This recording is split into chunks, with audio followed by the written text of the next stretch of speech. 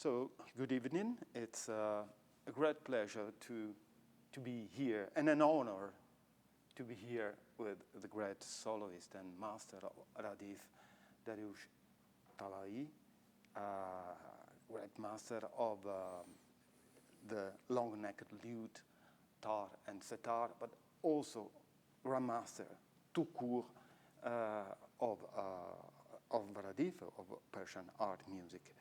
And so welcome in Venice. Thank you. And I'm a little bit like the interpreter of an audience that would like to know who was your master? How happened that you study this music in an epoch, the 60s, where there were already the Beatles and the rock and roll. So, where in physically did you study and how? Ciné Bessiné or with the music? Okay, thank you and good afternoon. I am happy to be again here after 20 years that I played in the same hall. The last concert I gave here. It's like a circle. Yeah. And about concerning your question and who was or who were my masters of Radif, I had the privilege of learning Radif with almost all the great masters of Radif in my youth. When I was a teenager, I started music at 11, 12 years old. When I started music, I went to the National Conservatory of Music, and my first master was Ali Akbar Shahnazi. He was a great master of Radif, the son of great Agha Hussein Qoli, which was one of the founder of Radif with his brother Mirza Abdullah. They are from the family of Farahani. We don't know about his grandfather, Agha Ali Akbar. We have only one picture of him, but we don't have any recording. And let me tell you at the beginning that Radif is an oral tradition. It's not a written tradition. So it's transmitted by oral and ciné bessiné, that we call that ciné bessiné, which means chest to chest. When you are with your master, he plays you something and you imitate everything, not only some notes and some melodies. You learn also the ethic of music and how to deal with music, how to situate yourself about what you are doing. This is a culture. This is not only a bunch of melodies. So I studied with the great master Ali Akbar Shahnazi, the descendant of Farahani family. Of course, he played the repertory of his father, Agha Hussein Qoli. And one more thing, because the concept of Radif is something very special, and when we compare it with the Western music, it's not a good comparison.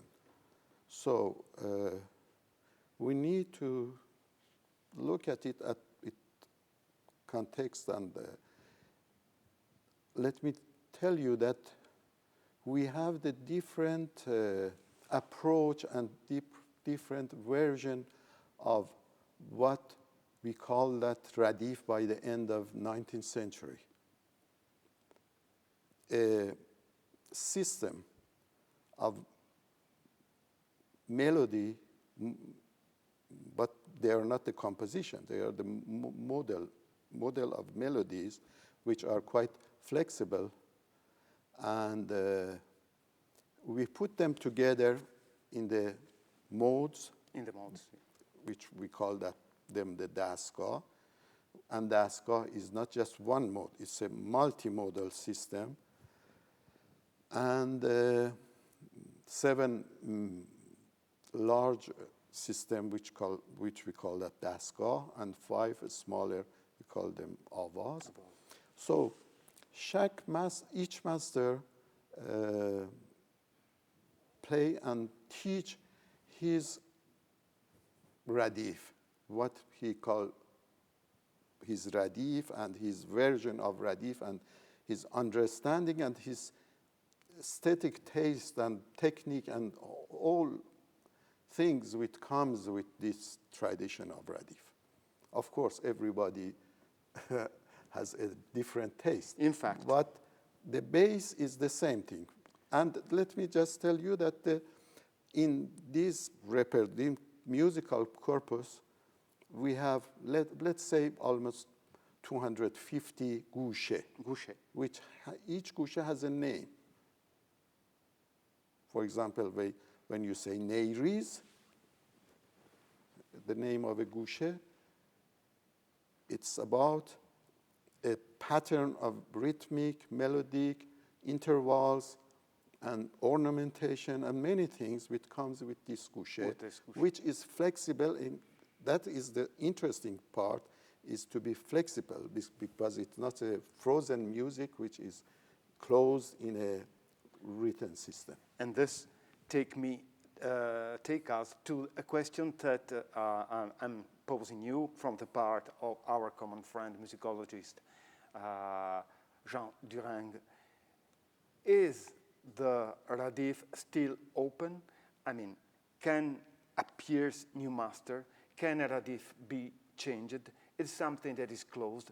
Is something that is open in the future to new developments? Question mark. Of course. Every time I'm talking about Radif, I mention that which Radif,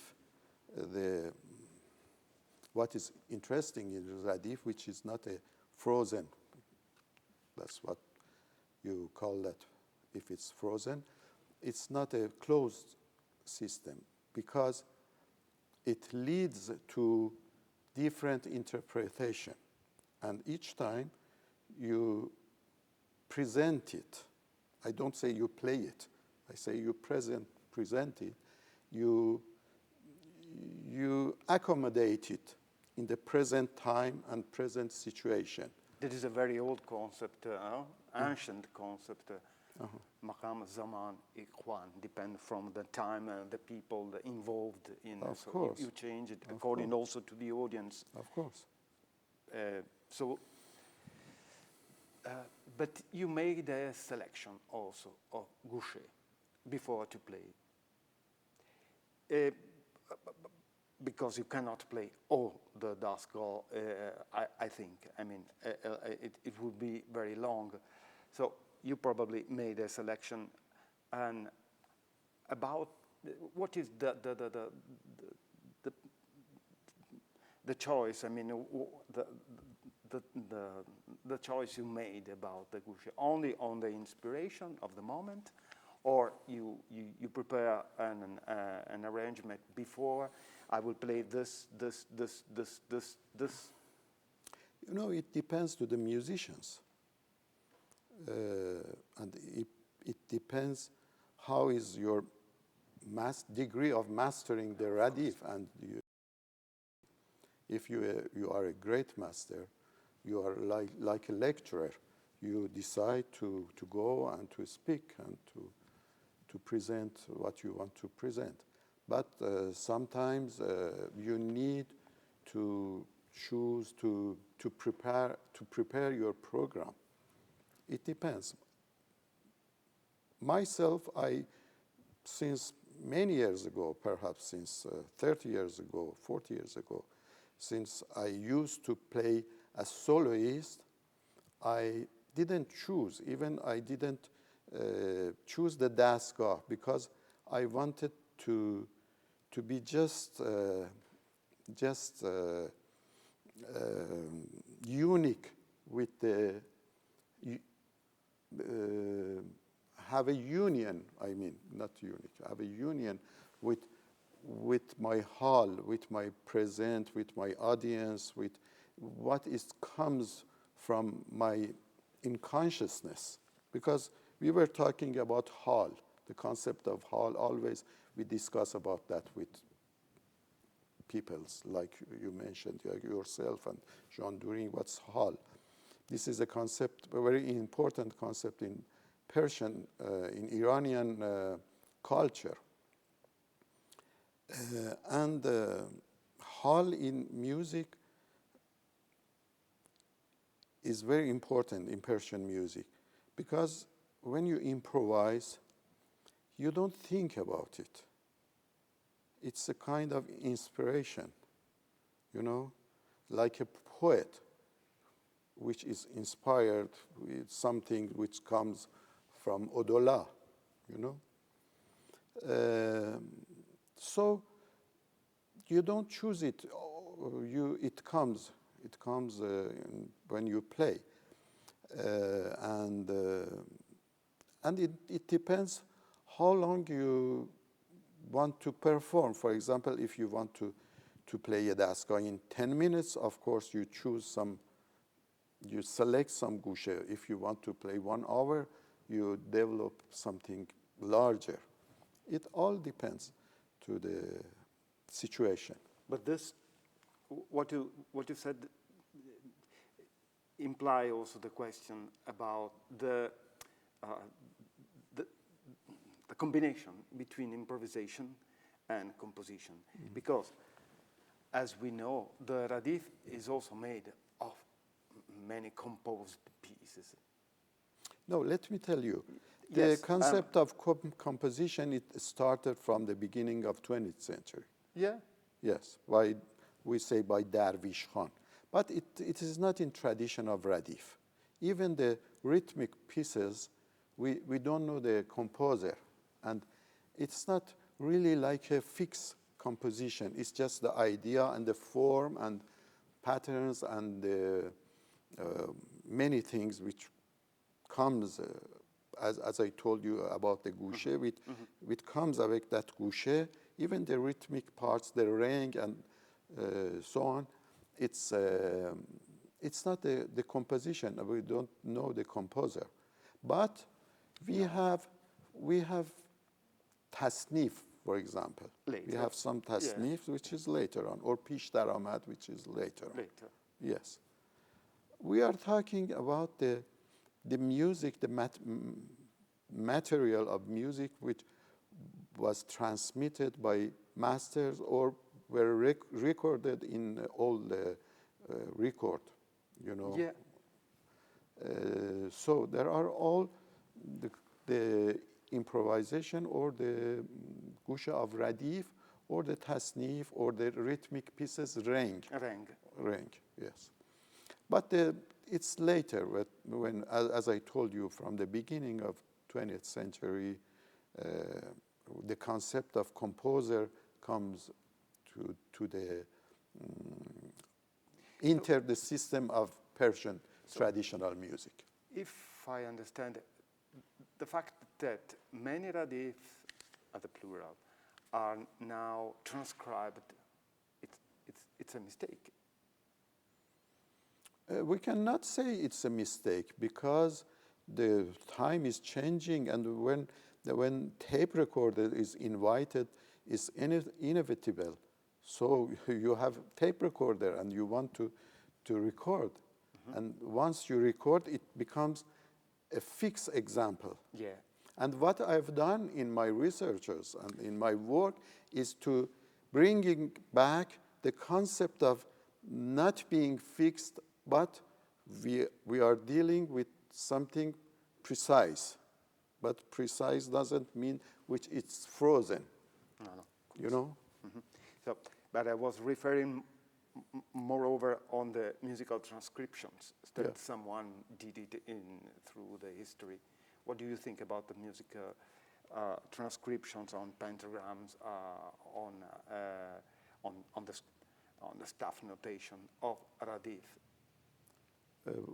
What do you think? What are you talking about? Which transcription? This is something new. Yeah. started with Ali yeah. Naqi Waziri after 20th century. Yeah. Of this trend, I'm asking your comment. You know, by the time when there were no tape recorder, so when you learn Radif or you wanted to preserve, because there is the concept of preservation of heritage, to preserve a sonor. Of course, It's not like painting or architecture, so it's sound. You want to preserve it. You only did it by memory, by heart. So after we had tape recorder, but before tape recording, the people were very anxious about the question of memorizing was very important in the process of teaching and learning Radif. That was very important. I remember when I was a child, when I was very young, anytime I went to take my lessons, I had to repeat it several times in the same place and same, when I learned it from my master Shahnazi. After I repeated it by memory since arriving at home and repeating and not forgetting. Since next session, next lesson, and to continue. And it's like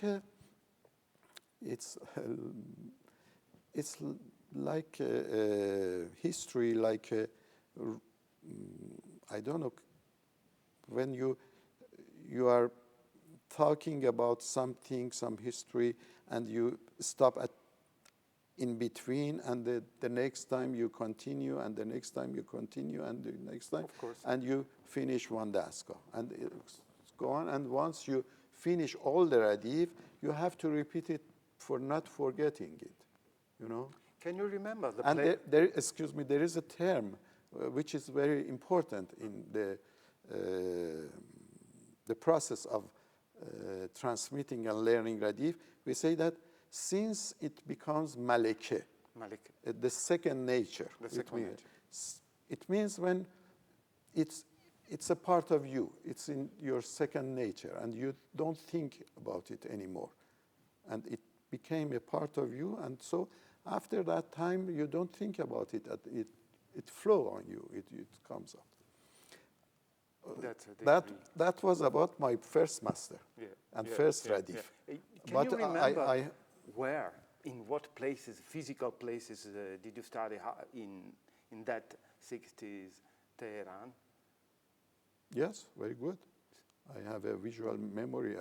I remember the place, the classroom, and were only you two in the big classroom? Not very big, but just a room.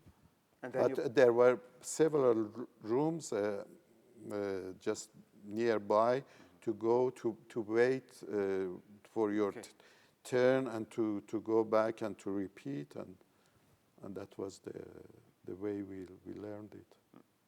And it's different. I didn't finish. We are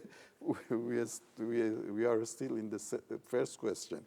Oh. I told you that was my first master of Radif. After when I was 18 years old, there was a center of preservation and diffusion of Persian music, which I became the youngest member. And we were a generation of musicians who started kind of renaissance of old tradition. And we played with, we worked on old records, and also Nur Ali Burumand was my master of Radif, and other than Radif, like Pishtaramaz, Tasnif, other things. And he played Radif Mirza Abdullah with Master Shahnazi, I worked Radif Agha Hossein Qoli, and he had for himself, he had a Radif which called Radif Ali. That was a new and modern approach to the Radif, which were a lot of rhythmic pieces, and that was Radif Ali, very virtuoso and technical. So I worked these two Radif with Master Shahnazi, and with Master Burumand, I worked Radif Mirza Abdullah, because Burumand was a disciple of Ismail Qahramani, himself was disciple of Mirza Abdullah. So, and with Abdullah Dawami, which was the greatest master of Tasnif, and because Tasnif, the old Tasnif are very complicated rhythm, and a few people knew how to manage and to play the. We had lost these rhythms because we were starting to writing in 3/4 or in 3-beat, or and I learned with Master Dawami. Learning with him, I had to go to his house, and he didn't admit it person. He didn't had classes, and just when he accepted to teach someone, that was a great privilege, and I had this great privilege to work with him, the vocal Radif, and his vocal Radif, and the Tasnif, old Tasnif Qadimi, we say that Tasnif Qadimi, which are like Radif, we don't know the composer. Mm-hmm. And also I worked in Center of Preservation, but Master Yusuf Furutan, a Setar player, a great Setar player. That's by him that I learned the many of rhythmic pieces and the composition of Darwish Khan, of Rukneddin Mukhtari, and Char Mirzrab, and himself had some composition. He was a genius of Setar and very long rhythmic pieces of Rukneddin Mukhtari. And also I worked with Said Hormuzi. His version of, he was the one of the best student of Darwish Khan. He played very, very bahal. He had a special hall of Setar. So you learned with many yes, the most important masters of the time. Yes. I tried to learn every version of, many versions of Radif with the great masters of Radif. And that's why I have myself a vision of the way that we have to keep alive Radif, and not letting Radif to become a frozen and a museum material, and to keep it alive. And that's what I am continuing to do since 40 years ago. Because almost when I was 24 years, I was a great musician. I had my record of Okora in 1978 when I was 25 years old. So I was known as I don't say master, I try to stay humble. Young master. Humble. Young master. And I went to France, and I played, because I had my first record in Okora in 1978, which was very good critic, had received very good critics, and Pierre Touré was the director of Okora. He invited me to give concerts in Radio France and so on, and I stayed in France for almost 20 years. 20 years in Paris. Yes, and I presented Persian music all over the world, because at that time there were not too many musicians outside Iran. You know, I was the pioneer of presenting Persian music after revolution, especially. And Yes. then you moved to Washington. I was invited to Washington University in Seattle in 90s, and I taught there for 2 years. And yes, I did a lot of presentation of Persian music in different cities, different occasion, and so the time is changing, and now I returned to Iran to educate the new generation. Yeah. That's what I did the last 20 years. I returned to the Tehran University, and I was in Tehran University and working with new generation. And do you have students? You have places where to teach? And what is the situation of your current teaching and education side in Iran, contemporary? I am not teaching in university anymore, because I had a plan in my mind that I wanted to learn all the repertory from the great masters. After, I wanted to present it to the world. That's what when I went to Europe. And again, I returned to Iran to teach it to the young generation.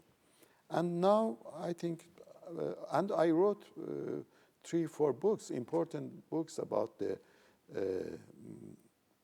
Radif, about the vocal Radif, and the new approach of theory of Persian music,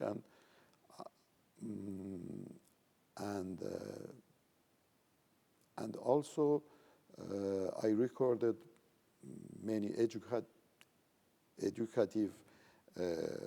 things and books, and now I've done many things, and I think I can again start to play music like tomorrow, like tomorrow we are night. very happy with this. And maybe the audience, I speak for everyone as an interpreter, would like you to introduce in your way your instruments. So the tar and setar. The setar is a very confidential and small lute, long neck. Long-necked lute. Lute. Setar means 3 string, but it has 4 strings because the last one was added by the end of 18th century by Mushtaq Ali Shah, a mystic, Persian mystic setar player. He added this string, the 4th string, which we call that Mushtaq because of his name. So this is the setar that is played by the how can I say the way that by the nail of the index. Yes, and we move in two sides, right and left, and we have many combination of this right and left. For example, 2 right, 1 left, right, left, right, right. We make the patterns of mezrabs. Mezrab. You know, and the perde, the frets are Also, of course, they are not tempered intervals. They are fixed by for playing the different modes. That's it about setar. And there is another instrument, tar. Tar, it comes always, means string. String. When you say sitar, guitar, we used to call instrument by the number of strings. So tar is bigger and has, it's somehow it's the same concept. The frets, for example, are the same managed. But the instrument has two bucks and covered by skin, Yeah. and played by a mizrab. Yeah. And the strings are doubled. It's like setar, but it has 6 strings because the strings are doubled. And by the same way, we play right and left, and the same combination of mizrabs, which is a part of Radif. It's important to know the melodic pattern, the melodic or rhythmic pattern, how they are played. The accent is different when you play da da da da da da da da da, or you play da ra da da ra da da ra da, or da ra da da ra da, or different da ra da da da ra da da da ra da da. 1, 2, 3, 4. 1, 2, or yes, it's chap and drast, left and right. You play with this kind of strokes. And about the concert of tomorrow night, we return to the question between improvisation and composition somehow, even if it's not something written and something frozen. In the first part, he will play according to your whole, without nothing prefixed.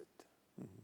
In the second part, you will play with your young friends, Pejman Tadayon on short-necked lute, oud, and Hamid Mozenipur on tombak. In that second part, what you will play? Because there is in my reverie composition.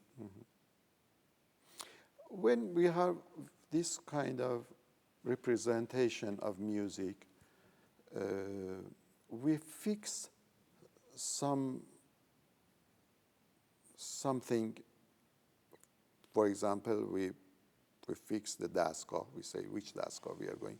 That we have chosen to play Nava.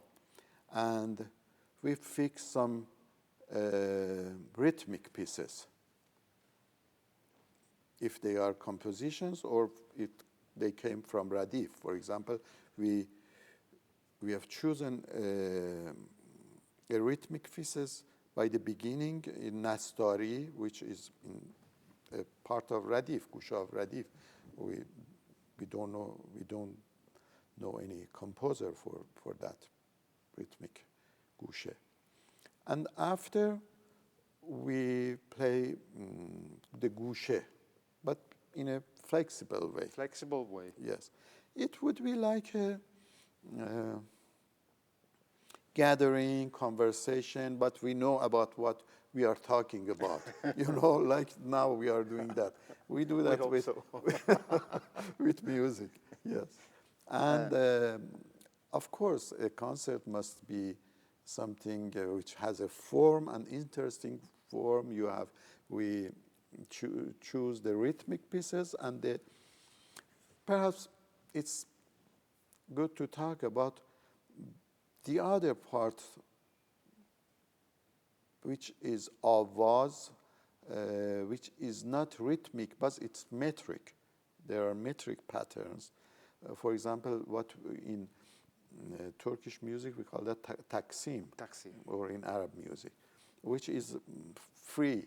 But in Persian music is much more based Metrical. on metrical, on prosodic, on poetical metrics. Yeah.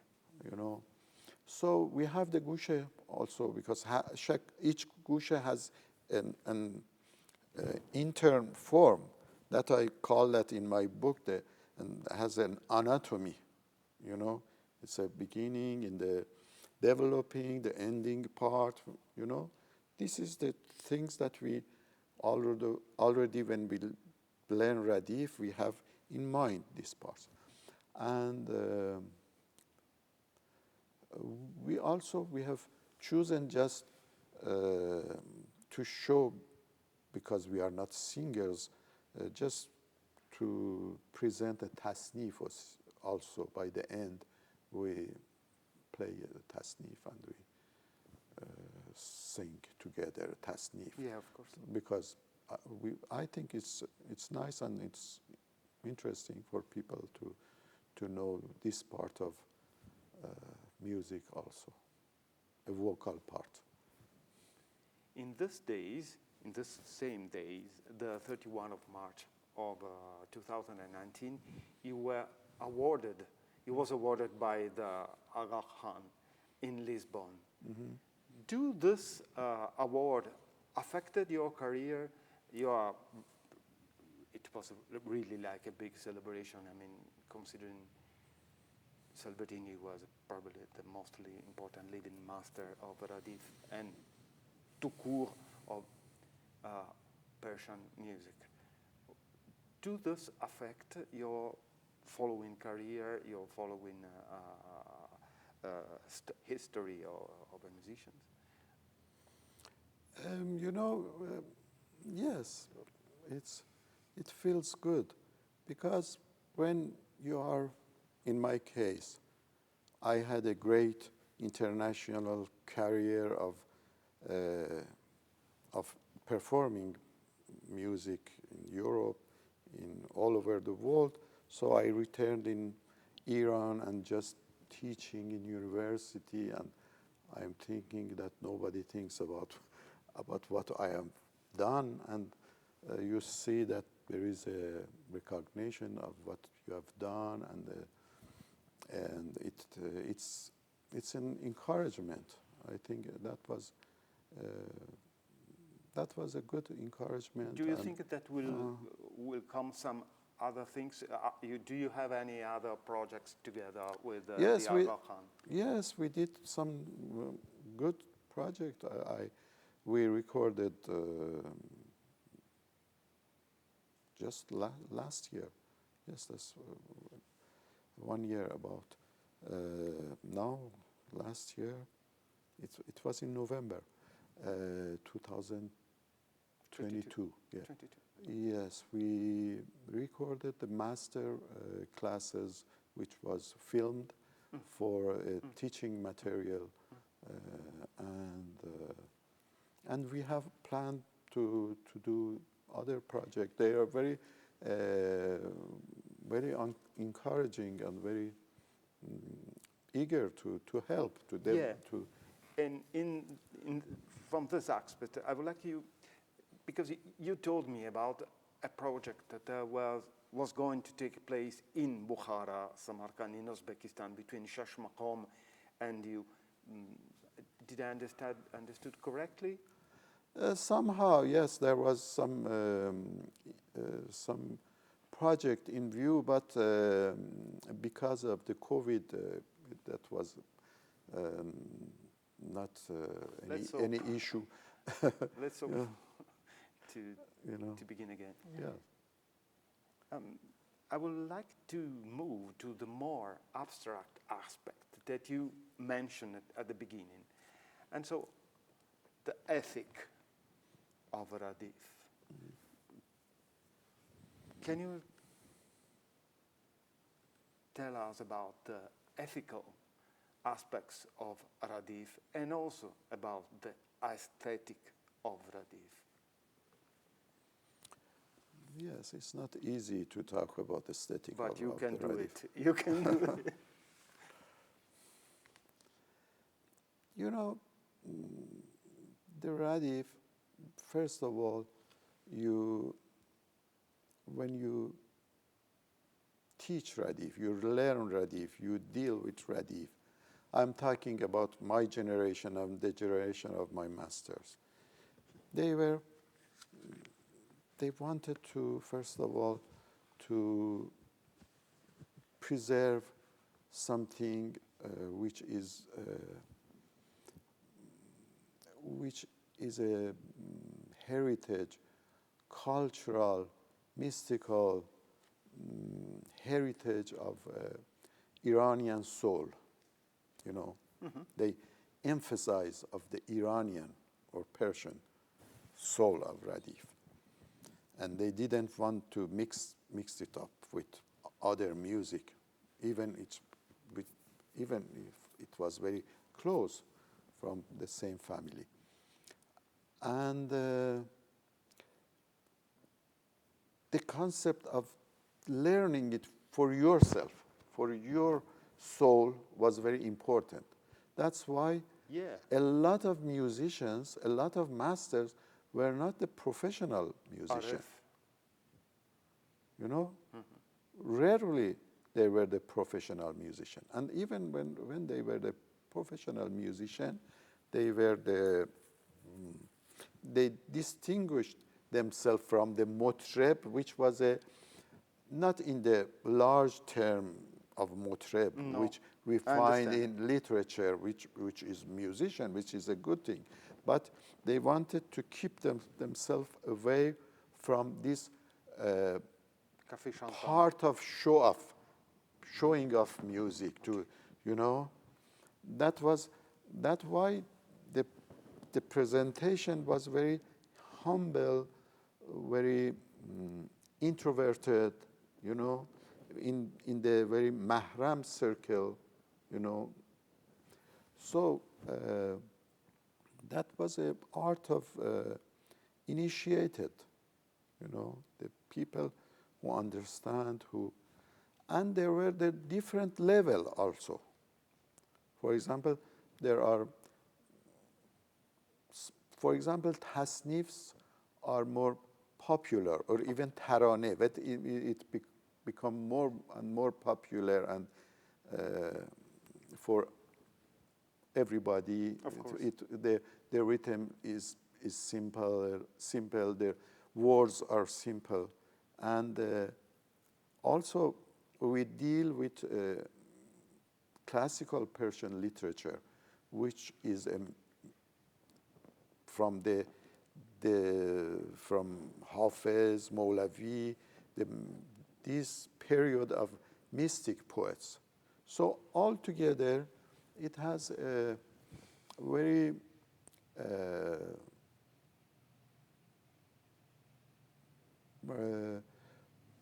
very special soul.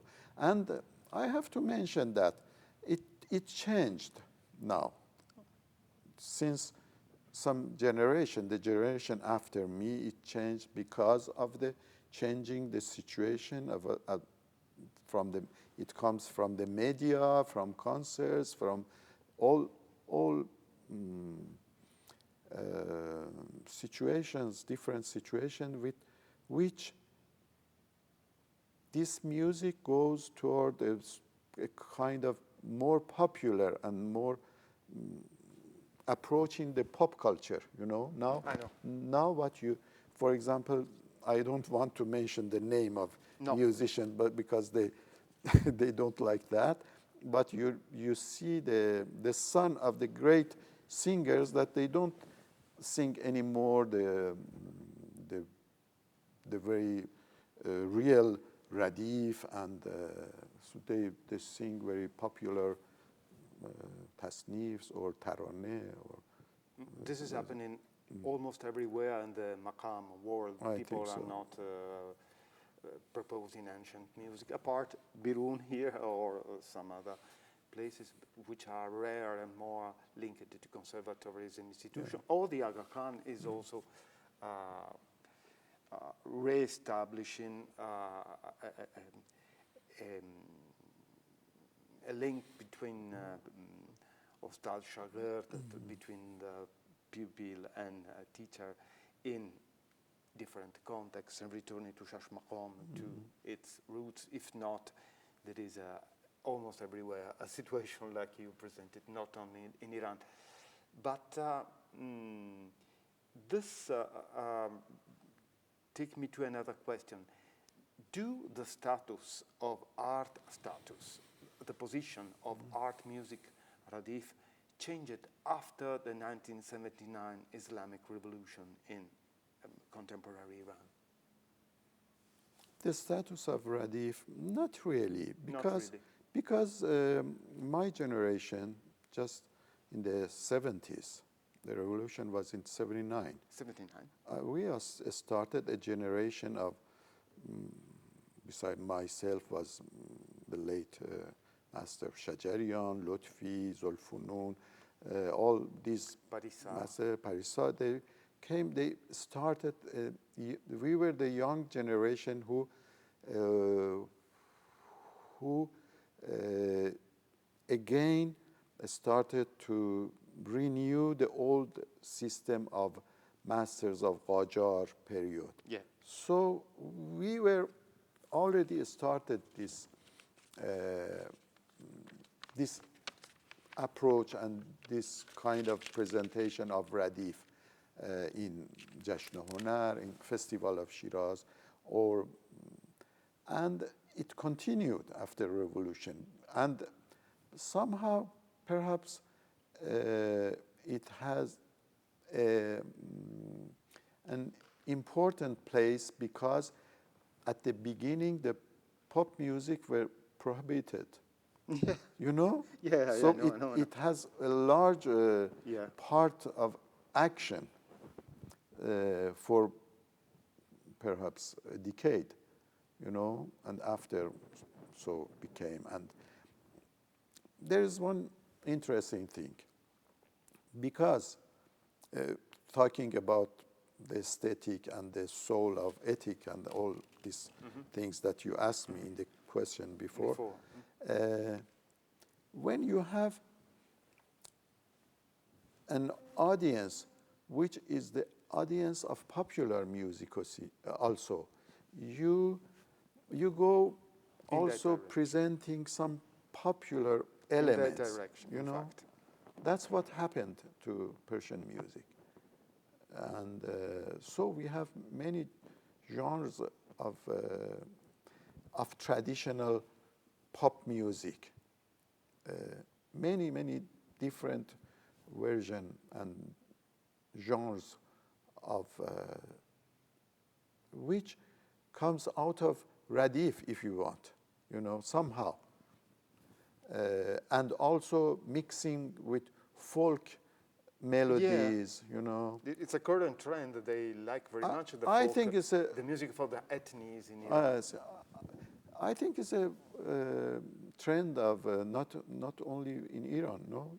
No, to rediscover the contribution for the ethnies or the different peoples that live inside this enormous place that is Iran. And the fusion. Also the fusion. It's the result of immigration and many things that. But not you. I had, yes, when I was in France, in Royaumont, which Abbaye de Royaumont, I had many projects with them. No, I am interested to make serious rencontres with other musicians. I had project with flamenco, with Indian music, with Balak Sissoko, Kora African. I did all these things many years ago, but I didn't do many publicity about it. Just it was presented and diffused in France Musique. It was the epoch. It was a period of world music, of métissage, of rencontres, meetings with other musicians. What I was telling you is that you, nowadays in Iran, is probably considered as a sort of purist, presenting the, the spirit and the letter of the ancient Radif, maybe? Yes, because yes and no. Yes, because I worked deeply on Radif and on the ancient repertory. But no, because many people doesn't know what I did beside that. Beside that. You know, all things that I did when I was in France, many projects. Even I worked with contemporary music, Western contemporary music. I was very open, and I am very open, even because, you know, when I told you I started in conservatory, I studied classical music also. You know, and from my childhood, I studied classical music. But I specialized myself in Persian music, as I told you, because the privilege that I had to be accepted by the greatest master of this music. A question on two very old terms from Persian literature and poetry. One is Motreb, and one is Rameshgar.